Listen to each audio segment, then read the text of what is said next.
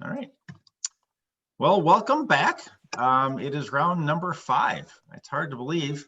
When we started this, I probably said this last time, when we started this in August, it felt like all of this was so many miles away. It's like, oh yeah, what are we talking about this so early for? That's, November, that's not going to get here. Well, it's here. For many of you, we're right in the middle of all the work that we're doing. So today what we're going to do is we'll just kind of do a quick overview of where we've been. I want to get updates from every congregation to kind of hear where you are with things. And then we'll look at a couple of things. How do we wrap up the process well? And then from there, kind of looking on to what some next steps might be. So with that, actually, I never asked you to do it, but Amy, could you open us in prayer? And you can say hi to people too. What? A pastor open in prayer? What are you I know, kind of a crazy thing. I would be happy I'm sorry, I didn't give you a long time to prepare, so you don't have like That's okay. That's all right. Let us pray. Most holy, good, and gracious God, as we gather together this morning, we pause to give you thanks and praise for the many ways that you are working in and through us and our congregations. We thank you for the beauty of this season. And while things seems to be changing at a rapid pace, you remind us that your love, mercy, and grace for us never changes. It always comes to us anew every day till our cups overflow. I thank you for the people who have been working on this project of beginning a culture of generosity, and hope and pray that through their efforts, people in their congregations have been sparked with a new sense of generosity to give to you what belongs to you, so that your mission may be furthered in the world. Be with us in our time together this morning, that we may learn from one another and celebrate the successes we've experienced. In Jesus' name we pray. Amen. Amen. Awesome. So again, welcome back. Like I said, I want to just kind of remind everybody of where we've been. The whole purpose or the purpose of the flow that we have for our annual appeal is to be building momentum, so that we're telling stories, we're getting people excited, so that by the time we're asking and inviting people to give, it's not just a financial transaction of you have money, we need money, but that they're motivated to say, hey, this is what impact the congregation is making, this is what generosity looks like. And so by the time we get to actually inviting them to give, we've done all of this other work to build up to that. So what have we done? We've had you telling your congregational stories. We've had bulletin inserts or mailers. We've had temple talks. We've had letters going out to people, inviting them to be a part of this. We've had intent cards that have gone out. All of these things are the pieces to build us up to actually get to our appeal Sunday. And really have people ready to step forward boldly in some exciting ways. So with that, I know many of you are in the midst of this, or I think many of you have had your appeal Sunday already. And so what I'd love to just hear from each of the congregations are a couple of things. And I think the most important one is, where have you seen God at work in this whole process? Right? It could have been in someone telling a story that somebody told. It could have been, in a challenge gift you received. It could have been in somebody's reaction to some of your materials, whatever that is. Where have you seen God at work? And then kind of give us an update on where things stand. If you've already had your appeal Sunday, how that went, what you did, what kind of response you got, and all those kind of things. So I'll just kind of go through my list here. I don't know what, I always forget who's with what congregation. So we'll just, we'll jump in and we'll get going here. And the first on my list is Grace in Green Bay. We are having our appeal or commitment Sunday this coming week, but we did send out the intent cards 2 weeks ago, and I've been collecting and informing the congregation during this time where we are. So first of all, where I've seen God is in the responses from people who seem to be so marginally connected to the ministries of the church that are actually submitting intent cards. I'm really shocked as I go through the list of names to think, really, they feel that connected that they're willing to do this. Well, that's great. Now remind me, have you done intents in the past, or is this kind of a new experience for folks? We have done pledging in the past, not in the recent past, and it's been a flop. Okay. And so at this point, you know, our goal, and that's where my question is, our goal is 200 intent cards returned. We were at 161 as of yesterday. Wow. And so celebrating on Sunday. And if we don't make it, what am I celebrating if we don't make the 200, except that it's more intent cards received than we've ever had before. So, but I'm just wondering how to couch it. I mean, I've got the confetti ready for Sunday and the gun. Absolutely. But no, seriously, but I guess I need some direction as to what to lift up. And in a little bit, once everyone's shared, we'll get a little bit deeper into the follow-up piece. But you're way ahead of schedule, actually. So because we expect to have to follow up with people in a more significant way in order to get people to respond. So the fact that you're already as far as you are is amazing. And so what I would be sharing is momentum to say, you know, we just had our appeal Sunday. We're already this far. Look how far we've come, and we're going to do some following up and keep working to get to our goal. But to focus on how far you are instead of focusing on how much you're missing, I think is the positive way to kind of move that forward. Absolutely. But that's a great story actually to be able to share. We'll talk about more about the follow-up with everybody here in a bit. Anything else? That's great news. Let's see. Anyone here from All Saints in Oshkosh? I know a bunch of people kind of check into these a little bit later. You know what might be easier than going off of my list is just going off of who we have. So I'll just call up people, and some of you may be together people, and that's great, and you can share together. So right next to me, at least in my screen, is Robert. So we'll let you chime in. Remind me what congregation you're with, and where have you seen God at work? So I'm the pastor at St. Mark's in Neenah. Okay. And we had our intent card time and talent sheet returned this past Sunday. Okay. And it just worked out that every second Sunday we were doing our parking lot worship service. Okay. So it ended up at a parking lot worship. And we had set our goal at 50 intent cards returned. Previously, it had been like 34, 35. Yeah. We're only a couple away from hitting our goal. We're going to make it at this time. At this point. Absolutely. So that's been exciting. I think one of the things for me, and maybe in some ways, because we're doing our online video services, made it easier for folks, but it was fairly easy to get folks to share their story and videotape it. Yeah. So we had a kind of a wide range of everywhere from a lady who had just lost her husband, who was in her early 90s, to some young families sharing stories. So That's great. I thought that was great. Yeah. So everything I think is kind of right on track for us, and we've been pretty pleased with so far. Well, good. And obviously, there's 10 to 12 people that don't normally return pledge cards that return pledge cards. Yeah. So I'm not sure who those folks are, but so that's great too. Perfect. Great. No, that's great to hear. Again, and if you're anywhere close to your intent, the number of intents on your intent Sunday, you're actually hitting it out of the park, because we don't expect to be that close on intent Sunday, even in a year where we're all together. So that's great news. And we can build off of that. That's for sure. Cool. Anything else? Nope. All right. Unless Lori has something to add, but our council president is also on here. Oh, perfect. Yeah. Yeah, well, we normally have been in our fellowship hall, and circumstances didn't allow that to happen this time. So it's just Pastor and I. So our faces are somewhat new to this little collage of people. Okay.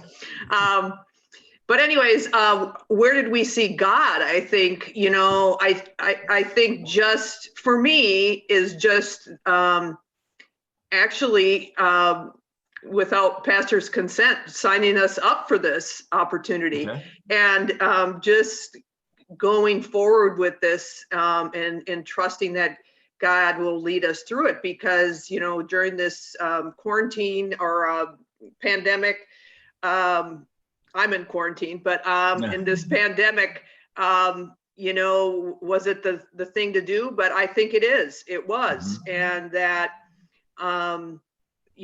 also reaching out to some gals for our challenge gift was a God moment.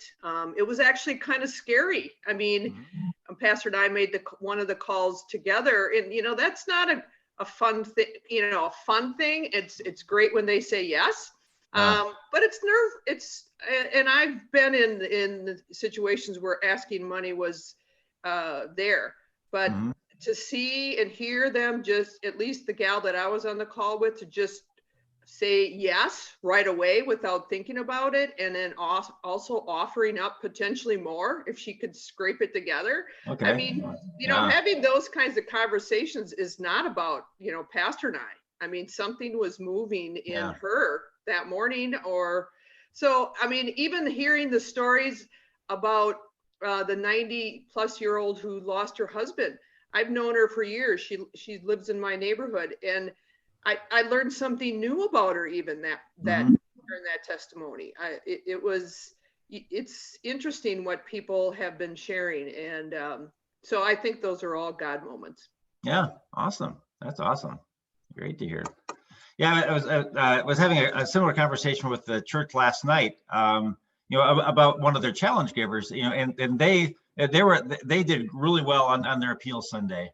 They said one of their challenge givers was actually in tears because she was so excited to see, and that's a great reminder, I think, that, sometimes we think we're going to go to them and they're going to do something for us, because they're helping the church out. Well, it's more than, in these relationships, it's more than just them helping the church. The church is giving them a gift as well. And it really works in both directions. And that, again, I think that helps to change the conversation away from a financial transaction to a relationship and ministry that's happening, which is great. Yeah, wonderful. Dave, how about you? Well, you already got our information. I'm from Grace Lutheran, but the one thing I liked was the temple talks that people were giving. That's where I sort of heard God's voice. Well, these people were all telling the reasons why. Even some of the people we have that aren't even members of our congregation were giving temple talks. So that was good. Oh, fun. Fun. Yeah, that's great. All right, Cindy, how are things at St. John? So they're good. The piece I really appreciated about this process was, and I was apprehensive to do it, was reaching out for people to share stories. But the stories we got back were just tremendous. And we're a small congregation, so even though I only used people's first name, everybody knew who it was, most likely. And we had everything from a 12-year-old sharing what St. John meant to her, all the way up to 80 plus. So it was a really nice mixture of things. And it turned out the week that we had somebody sharing their story about why they tithe. We didn't word it that way. The other story that was paired with that actually was those people's granddaughter talking about what St. John meant to her. So that was kind of cool to see that. Yeah. We didn't do anything live. We did ours all printed, and which were inserts when we had parking lot worship. And then when the weather turned, we mailed them to people's houses because I didn't want them to miss those stories. Yeah. Our return Sunday was November 1st. which was a terrible weather day. And so we weren't in the parking lot, but we did encourage people to drive through and drop their intent card off. And we had a little gift bag encouragement for their generosity journey that we gave them. Okay. And the returns were okay.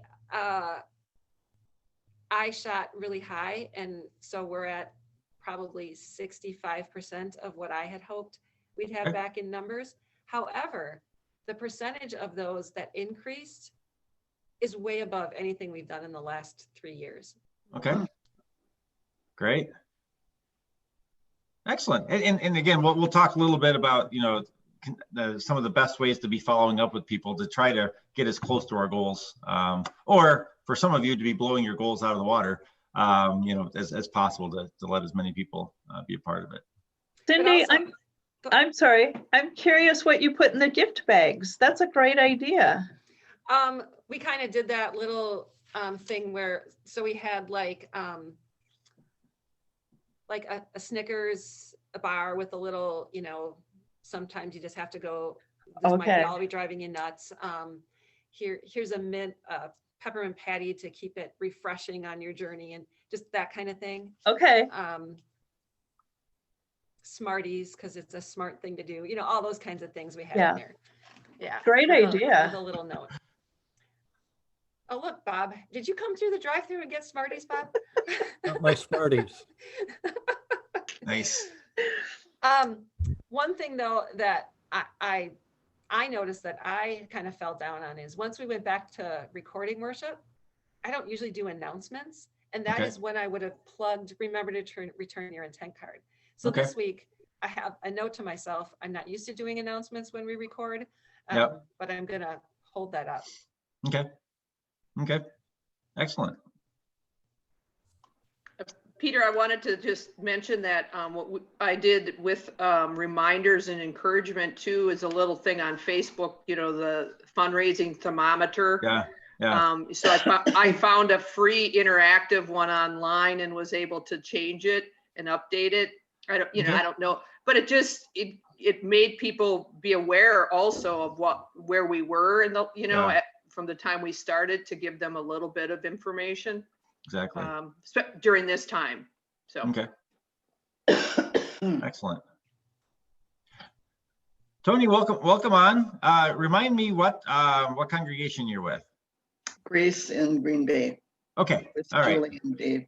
Sure. Sorry, I'm late. I'm having a bad day today. That's all right. So we've just kind of been sharing where we've seen God at work and what's excited us about the process. And if you have anything you'd like to share, we'd love to hear it. I think I better listen for the time being. No problem. That's no problem. So it sounds like things are going well, and that's exciting. I want to start shift gears to make sure that we're thinking ahead to what happens after the appeal Sunday. Because you put a lot of time and effort into getting up to your appeal Sunday, to get the stories together, to get the mailings out, to get the letters going. All of these things went in to getting to that point. And it's tempting to get to the appeal Sunday and say, hey, we made it. But that's kind of like, getting to election day and saying, hey, we're done. And then the election officials, they still have to count. And, they have to count for a long time sometimes. That's kind of what we're doing here. So we had the Sunday, but now the follow-up is really a critical piece. And there's really kind of three ways I want to think about the following up that you're doing. One of which is to make sure that we're thanking every single person who returns a statement of intent. I think we talked about this a little bit last time, but that it's really critical that as people give you a statement of intent, that we turn around and thank them in the most personal way that we can. In some congregations, that means this is truly a handwritten note. They have a few people just writing notes. For smaller congregations, this can work very, very well. Where they just get a note saying, thank you for your statement of intent. It doesn't necessarily have to have what their amount was, but you just have whoever it is collecting your statements of intent, pass on a list of names and addresses, and then have people just write notes, very, very personal handwritten notes to thank them. And that's a great practice to have. sometimes in larger congregations that, that feels a little daunting. And so in those cases, often you do a mail merge kind of a letter that says, thank you for, that has the thanking, thank you for providing your intent. Here's how many people have taken part. We're moving in the right direction. We're excited, all those things. But even if you do that, we really want you to make this as personal as possible. And so even with the form letter, we can put a hand signature at the bottom. And if you do that in blue ink, so it's obvious that it's not just printed. But again, the more personal we can make it, the more impactful it will be. There was a church I was talking to yesterday about this exact same thing. And actually, I think it was a church from your Senate, actually. But they had somebody in their congregation do handwritten notes to everyone who had an intent. And several people responded very positively, and they said, we've never been thanked for doing this before. That's great. Thank you. We appreciate it. And the response was, well, actually, we did this we've done this for 2 or 3 years, but in the past, it was a form letter that obviously nobody remembered getting. But the handwritten note, they remembered. It caught their eye in a very different way. So the more we can personalize it, the better. So handwritten is best. Form letter with a signature, with a handwritten signature, maybe a word or two of thanks is okay. As you're putting the envelope out there, if you can handwrite the addresses, and that will always get opened. A stamp will get opened more often than running through just your mail machine. Your thing that just prints the postage on there. All of these are little things, but the whole point is we want them to open this and know that we're thanking them. We don't want them to say, oh, I got some junk mail from the church, because if we're thanking them, we want them to feel thanked. So how have you done that, or how are you doing that? With each of your churches, and have you been able to start that thanking process, or are we still building to that capacity? Well, that I can speak to. Awesome. We did at Grace, we did the form letter, but it was quite personal. And then we had each of the stewardship committee members' names on the letter at the bottom of the letter. Okay. So that, and then as we wrote our personal thing, we just had to write, thank you for whatever. Okay. Tony. Yep. And they didn't have to wonder, well, why is she doing this, or who is that? Oh, that's a good idea. That's a really good idea. And it was handwritten envelopes. Okay, perfect. Excellent. Great work.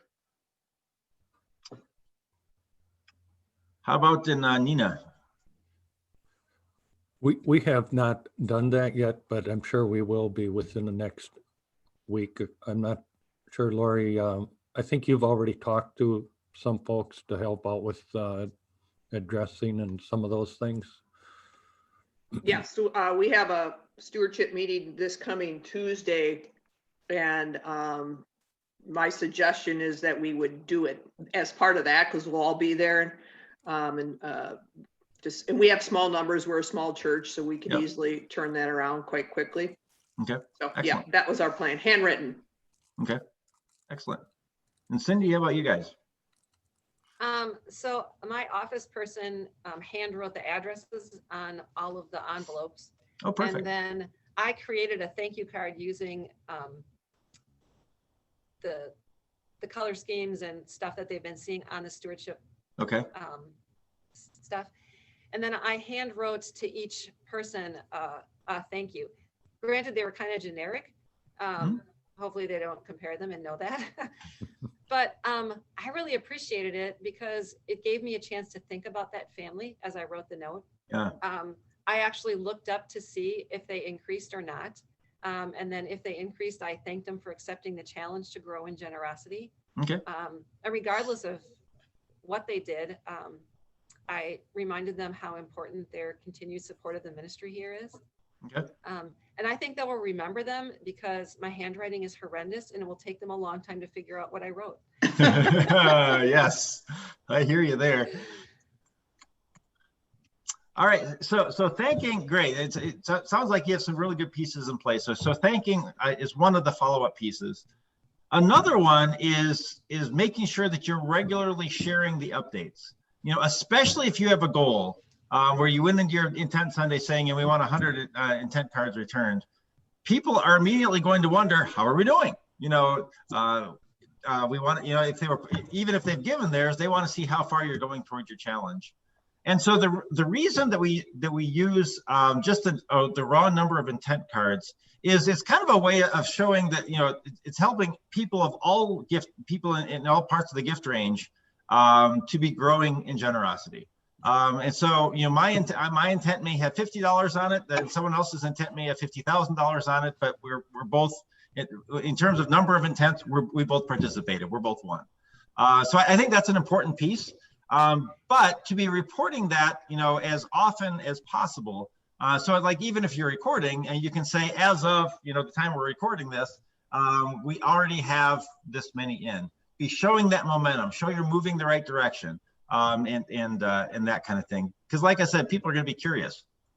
Pete, yep. Do you, besides sharing the percent where we're at with intent return, yep. Is it heard? Do you think it's heard in a positive sense, which is how I would mean it, to share the percentage of people who have accepted the challenge to grow in generosity?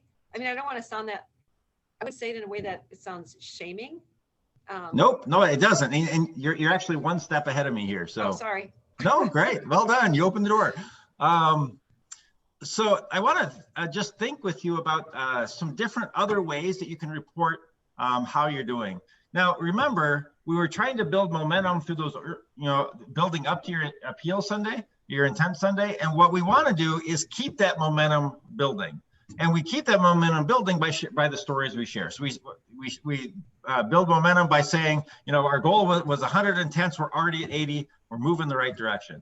But even if your goal is 100 intents and you only got 30 in the first Sunday, we have 30 and we're getting started and we're on our way. So we're on this journey. Help people to see we're on the journey. We're not going to get there today, but we're going to get there eventually. So I just want to walk through. So this is a spreadsheet of a congregation with 10 families in it. We'll just keep this real simple, real small church. But so here's the 10 families.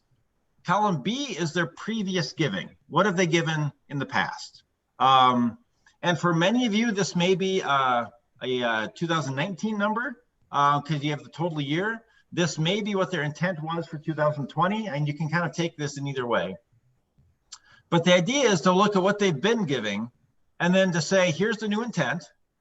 And then how did that change? So family one, had given 500, their intent for next year is 1,000. So that change for that family is $500. Family two did not give you an intent. So there's no, we don't have anything here. Family three grew by 1,000 or by 1,500. Oops. I'm ahead of myself in my example. There we go. Family four decreased by 1,000. So they're down.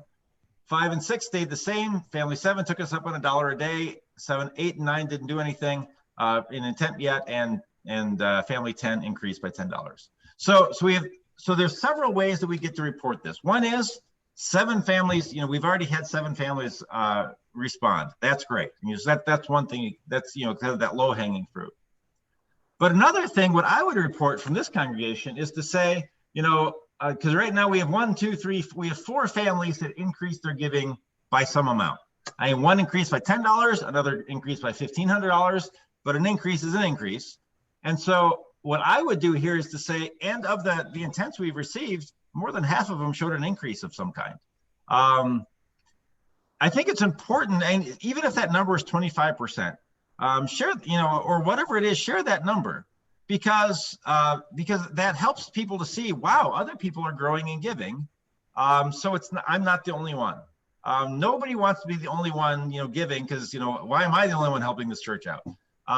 That's not what we're about. And so we want to kind of help to see. So Julie, the story you were telling that quite a few people are increasing. That's a critically important story to be telling, because again, it's showing momentum. It's sort of congregational momentum, especially in a year where I think a lot of people say, well, it's a pandemic, giving is going to go down. Well, maybe not.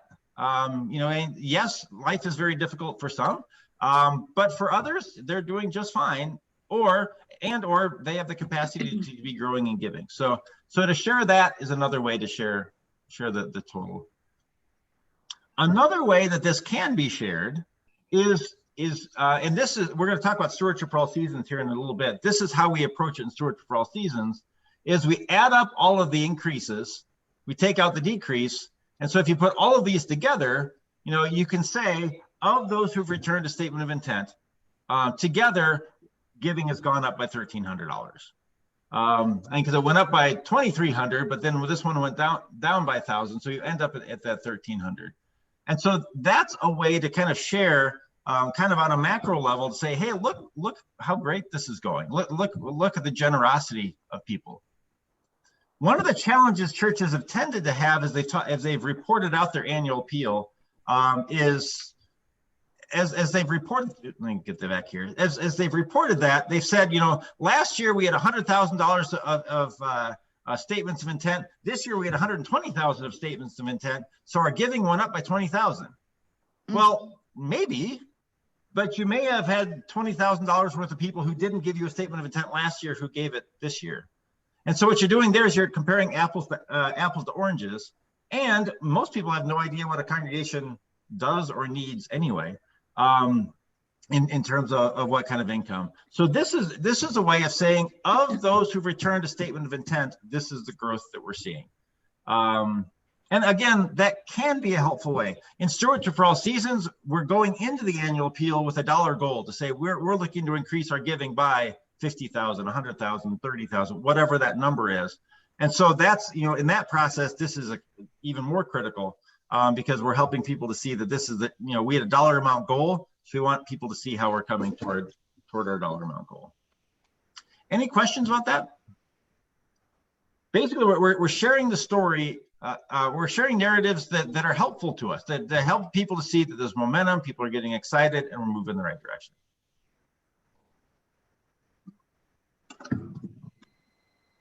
So I'll be sharing, I'll email this spreadsheet with the recording and some other things, just in case your financial people want to be able to play with this a little bit.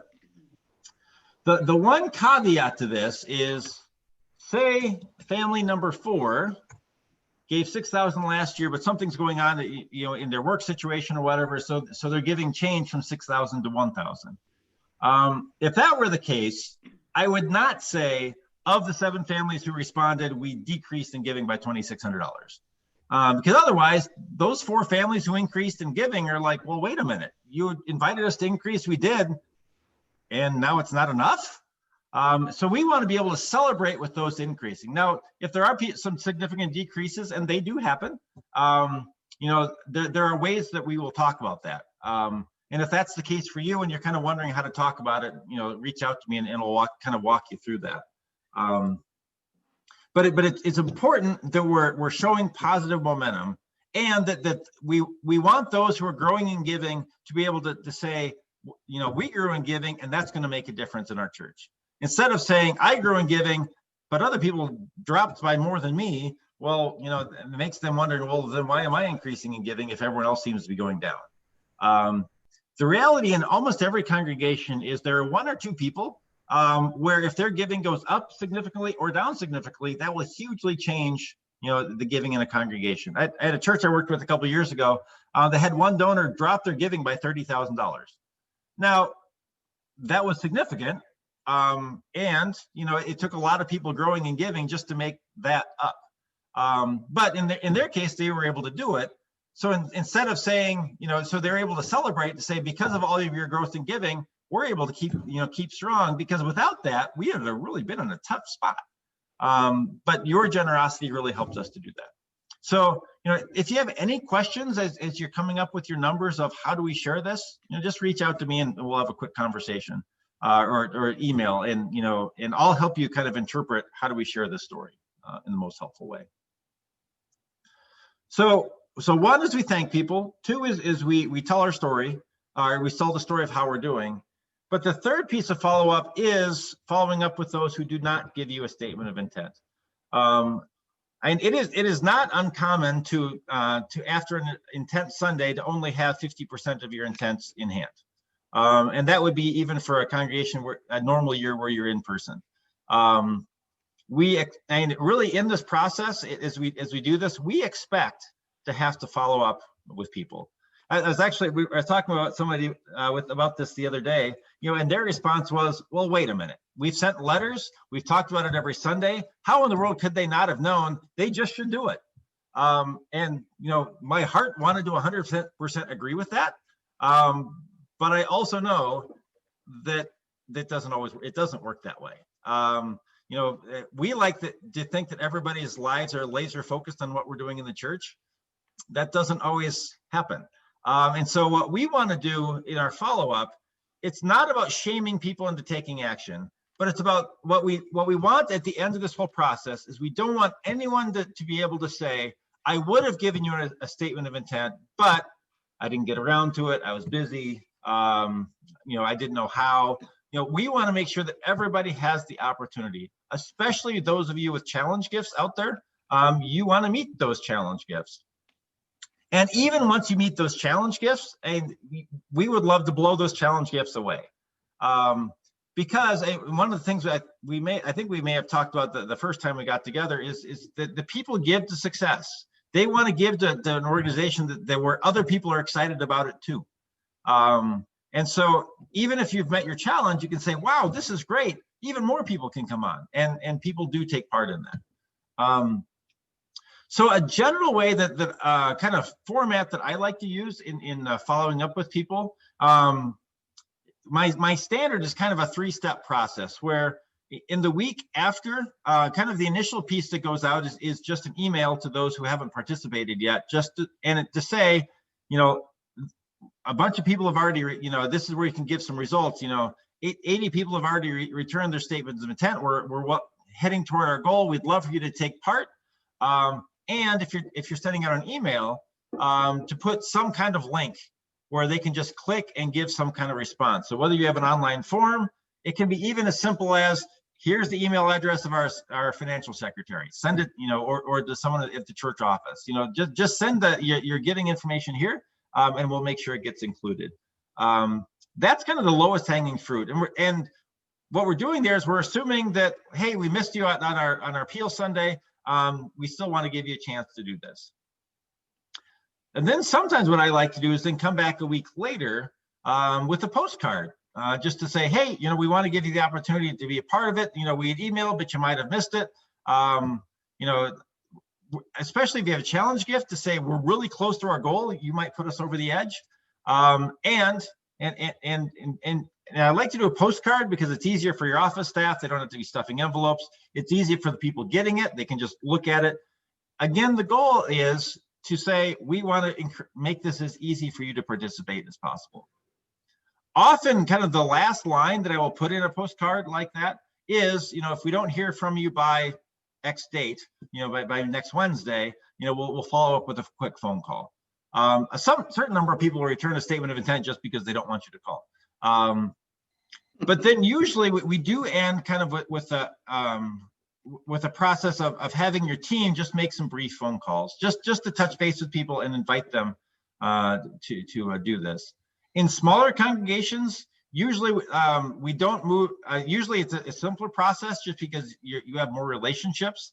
And so sometimes we'll maybe start with the postcard or an email together, because sometimes you don't have a lot of email addresses, and then following up with a phone call a little bit sooner, because the phone call is the most relational. What we want this not to be, hey, everybody, we want you to take part, but hey, Amy, we want you to take part. We want it with all of this, we want it as personal as possible.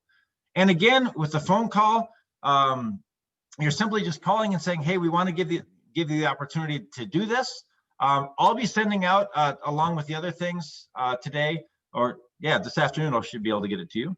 I'll send out kind of a little script that if they say something like, well, we don't fill out statements of intent, you can say, that's great. Just write that on, send that note in, write that on a statement of intent, say, we don't do this. And that's great. It's a way for them to respond in a way that's appropriate for them. And this isn't the time to argue with them and say, but you should. Say, no, take people where they are. If they say things like, well, but I don't, we don't have much to give, say that doesn't matter. All gifts are important, and those kind of things. We want the people making these phone calls to be ones who have already returned their own statements of intent. So you can say, please join me. I've done it, so I invite you to join me. We don't expect people to call 15 times to try to get a hold of people. If I get a call from, 15 times from a phone number I don't know, that's on my block list. That's kind of how the world is right now. And so you can just be lead a simple message and just say, hey, here's how far we are toward our goal. We'd love you to be a part of this. Here's how to respond, and just keep it simple. As you do with those phone calls, it's important, I think, that the people on your calling team have a little bit of training, and it doesn't take much, but just have a brief conversation, because one of the things that's important is to stay positive, to be encouraging, but also to have your ear out for pastoral care issues. It would not be unusual to call somebody up and say, hey, we'd love you to be a part of this, and for them to respond, you know what, I was going to do that, but my brother died last week and we've been tied up with that. Well, that's the appropriate response, obviously, is, I'm sorry to hear that. Is that something I can pass on to the pastoral team? Pastor Bob, or however that's set up in your congregation. Because we want to make sure that your pastoral leaders know when there are pastoral care needs out there. And so asking permission to pass that on. Otherwise, they may assume that you're calling from your congregation. Since someone called from the congregation and they were told, they assume the word got passed on. And pastoral leaders know this very well. You don't magically know stuff. Sometimes people think you do, but you don't. And so again, that's a way of showing care to people in the midst of this process, is to pass that information along. So for me, following up is a critical piece. And if we don't do it, we are going to miss people who would have given us a statement of intent, especially if you have that challenge gift out there. It makes this a lot easier because you're following up because you want to meet the challenge. If you're 10 away, say, hey, we only need 10 more families. You can be one of them, and really push that. It's a great way to motivate people to act. Now, if you do find yourself in the boat, and this does happen sometimes, where our challenge gift sometimes is maybe a little bolder than it might have needed to be. First thing we do is we do all the follow-up we want to do to try to get as many people to respond and try to get up to that challenge gift. But if we end up being just a smidge short, and that does happen sometimes, if we end up a smidge short, it's appropriate then to go to our challenge giver and say, last year we had 50 intents. This year we had 95. I know the goal was 100, but we grew from 50 to 95. This is great. Remember, they're giving it to you as a donor. They're giving direction to their gift. They gave you the gift as a challenge if you hit 100. But if you sit down and say, is 95 close enough? 99.5 times out of 100, they're going to say, that's great growth. I'm excited about that. That's just fine. And then you get to go to the congregation and say, you know what, we look at all the growth we did. Let's celebrate that. And the donor has said that's good enough. So we get to celebrate that we met that. We don't want to say, the goal was 100. We only got 95. Man, and spend all your time wallowing in the 5 you didn't get when you grew from a much smaller number. So celebrate the growth. And then if there's a challenge gift, just talk to the challenge giver, and often that can get shifted around. But do your homework first. Don't use that as an excuse to say, well, we tried a little bit. Make sure you're following up with people. And once you followed up, then kind of shift to that. Any thoughts or questions there?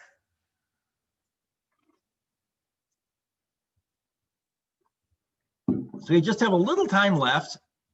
I want to just quick run through kind of what could be for some congregations could be a next step. We'll talk more about this next time, but I've mentioned a few times over these last few times we've gotten together about a process called Stewardship for All Seasons. Stewardship for All Seasons is a much more, it's somewhat similar to beginning a culture of generosity, but it's much more. Because, just like in beginning of culture of generosity, there's an annual appeal, though there's some significant differences. We'll talk about that in a second. But what Stewardship for All Seasons does is it helps to walk with the congregation over a year or 2-year period to really help stewardship become part of the DNA of the congregation. So that this isn't something where we say, there, we did our annual appeal, we don't have to talk about that again. But instead, we spend a lot of time kind of building on the annual appeal. We spend a lot of time talking about communications. How do we tell the story of what God is doing in your church? Because that's important, because if, we've done a little bit of that this fall, but how do we make that just a regular part of what you're doing? So it's not always just tied to giving, but it's just part of the DNA of let's tell stories about how God is at work in our midst. In Stewardship for All Seasons, we talk about special appeals. We talk about, time and talent and volunteering. We talk about strategic planning, so that your congregation has a clear direction of where you're going. And because in any organization, if you have a clear direction where you're going, people are much more excited to be on board with you. We talk about estate planning and endowments. That's another important piece. So we really go much further than we're able to go in this process. But also, like I said, the annual appeal is significantly different. Where in this, we gave you some general materials that where you added your stories and we went with that. In Stewardship for All Seasons, what we do is every congregation identifies, they answer 2 questions. How much more money are we going to invite people to give next year? And what ministry will that be able to accomplish? So for example, a congregation might say, our goal for the coming year is to increase giving by $50,000. With $50,000, we're going to, expand our capacity to help our kids grow in faith. And, here's some ways we're going to do that. We're going to expand our online ministry so we can touch even more people. And here's how we're going to do that. And we're going to sustain the strong ministry we have. So in beginning a culture of generosity, all of your brochures and things or your bulletin inserts and your things looked very, very similar. In Stewardship for All Seasons, I as consultant, or the consultant, works much more closely with you to write your own. So, your materials are your materials. There's a professionally designed brochure. There are bulletin inserts or mailers this year. But the goal really in the first year of Stewardship for All Seasons is for a congregation to grow their giving by 10 to 15%. So for a congregation that usually brings in about $200,000 in a year, we're talking $30,000. What would your congregation do with an additional $30,000 next year? What I have found, and Stewardship for All Seasons is the process that got me into this work in the first place. When I was on the Synod staff of the Southeastern Minnesota Synod, we had Stewardship for All Seasons in some of our congregations. And what I saw was, one, giving went up significantly, and that was great to be excited about. But it wasn't, as without everything, it wasn't just about the money. It was congregations who were able to start thinking about their mission in some different ways. Some congregations that said, we haven't thought about what to do with more because we've always assumed we've had less. And so it really opened up the congregation to what are some great possibilities, moving forward. And people were able to get excited about that. So again, it's a year to 2 year long process. There are 7 cohorts where we get together for a couple hours each time. But then there are many other touch points where I work directly with congregations. So it's a much more hands-on, a much more intensive process. But in some ways, I think what we've done in the beginning of Culture of Generosity is setting the table for some to be able to take that next step into Stewardship for All Seasons. Next time when we meet, we'll talk a little bit more about that and some of the costs and kind of what that looks like.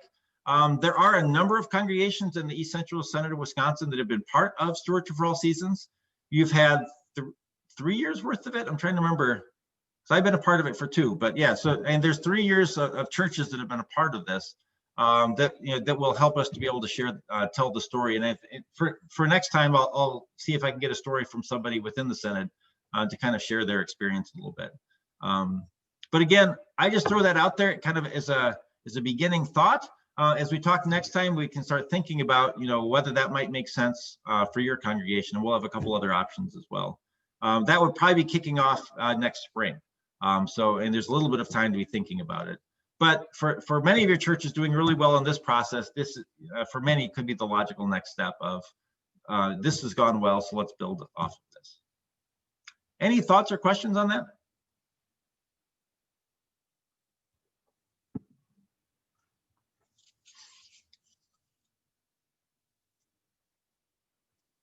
Charles, if you're talking, you're muted. I think that's the official phrase of 2020. Hey, I think you're muted. It happens all the time. There we go. Can you hear me? I got you. Okay.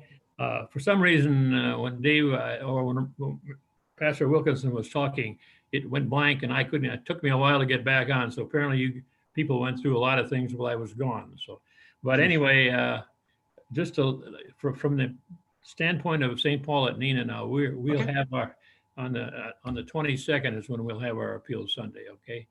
Okay. Yep. We went out on the 6th and we're just beginning it. Okay. So, and we did manage to get a $5,000 gift. Okay.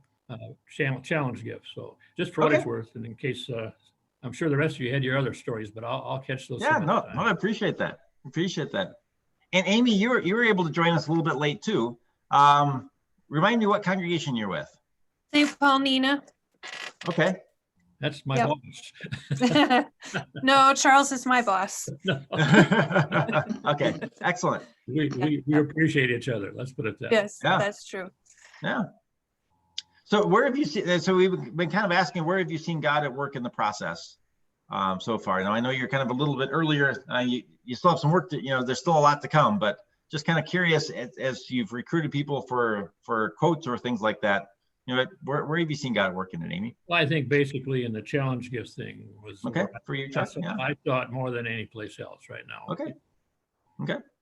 Yeah, and I think getting people to do their generosity stories, they've been willing to do it, and that's been really exciting. We have a confirmation student that's participating as part of their confirmation project. So oh wow, that's we kind of put it out there. We wanted a youth, and he said he'd do it, so that's really good. Okay, well, that's great. That's great to hear. Well, I saw it in my husband. Okay. As we were, deciding what we were going to do, and he was, oh, well, maybe we could do more than that. Yay! Excellent. That was good for us. Yeah, excellent. Excellent.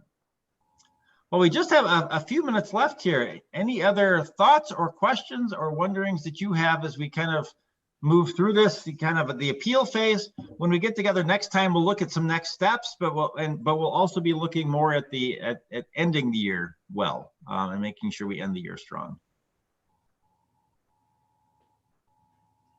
Any other thoughts? Well, if not, then we actually, wow, we're going to be done a few minutes early. That does happen. I don't think anyone ever argues if you get done a little bit early and have a little bonus of time.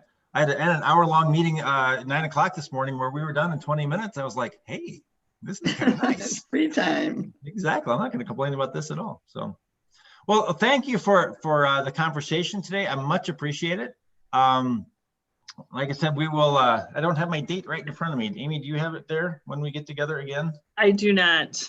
It can't be too far away. Let me just, oops. I think it's the 18th, maybe.